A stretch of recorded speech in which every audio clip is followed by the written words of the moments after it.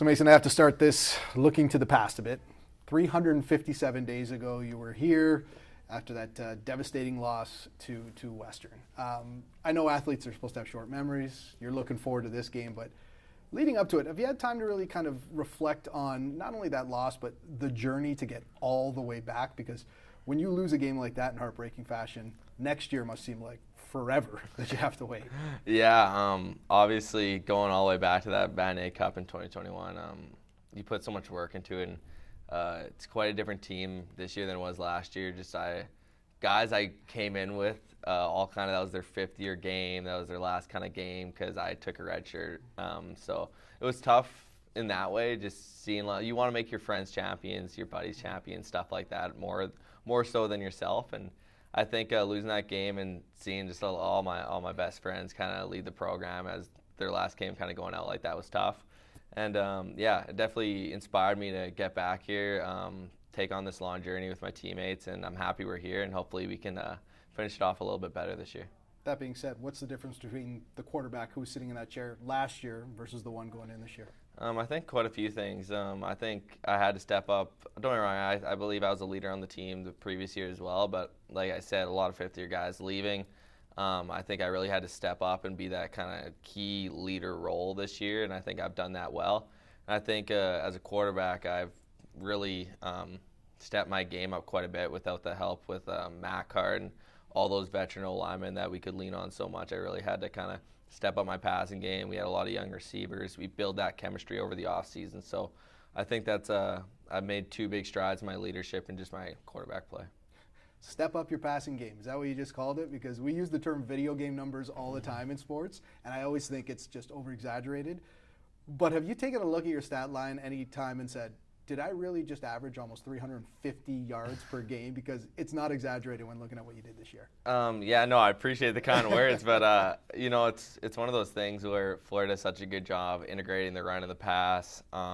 We have so many good, talented receivers, Dan Weave, Dan Perry, Caleb Moore, and Rhett Babber, that get so much yak for me that, truthfully, I usually don't even think I threw for that many yards. I check the stat line, I'm like, was that many? But you know what? I'm pretty privileged. I'm not a Trey Ford type quarterback where I'm running around for 1,000 yards a season or anything like that. I benefit from O-line play, my receivers making plays, and my coach putting me in good position. So I just got to spread the ball out and let the athletes do the work. Talk to me about being the student athlete, because you know your plate was full this year. You're not only the quarterback of this football team, you've got your own studies, and then you're coaching, teaching at a high school, math and history. And I was reading everything you did while maintaining that 80% average. I'm thinking, when do you have time to even sleep? I mean, can you reflect on what this kind of year was for you? Yeah, it was crazy. It was definitely my busiest year yet.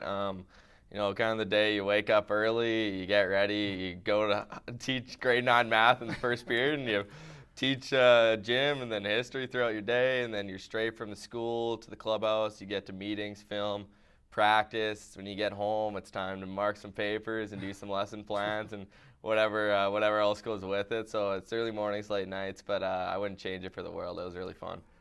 Talk to me about your head coach. When you think of been there, done that, he's won the Vanier twice, long storied Hall of Fame career in the CFL, 3 Grey Cups.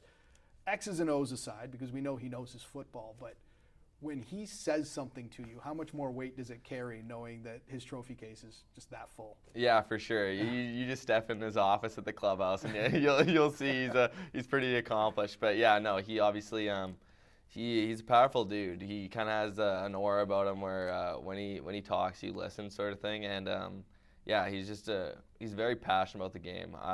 I respond to guys that truly love the sport, love football, and they're passionate about their players and they're passionate about the game. And he truly embodies that. You just listen to him talk when he could be at a banquet, he could be talking to someone's mom in the hotel lobby. And when he starts talking about football, he gets amped up and he wants to go. So yeah, he's just fun to play for, and he's a fun guy to be around.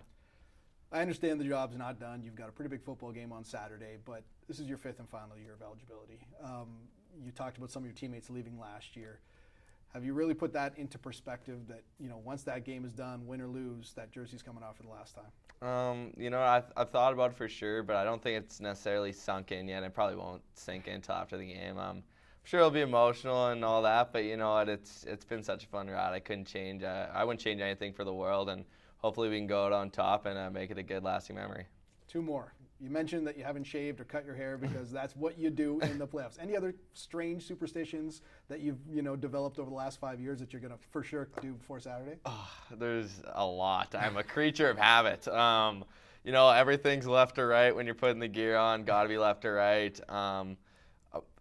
Is there a booster juice in London, Ontario? Hopefully. I'm sure there is. Got to have a booster juice before the game.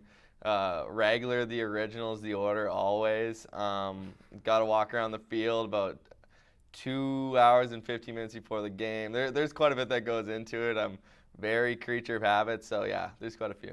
Make sure you get all of them in before Saturday because you got a tough Laval team. I mean, number 2 team in the nation, and a lot of people are expecting a lot of yards and a lot of points. What are you expecting to see from this Laval team? Yeah, they're really good. Obviously, like you said, their offense put up a lot of points with Desjardins and Mattel. I played with Mattel back in Team Canada about 6-7 years ago now. It's a long time, but he's always been a talented player and a good dude, and I expect him to do a lot of good things. And their defense is very talented as well. They have really good box play.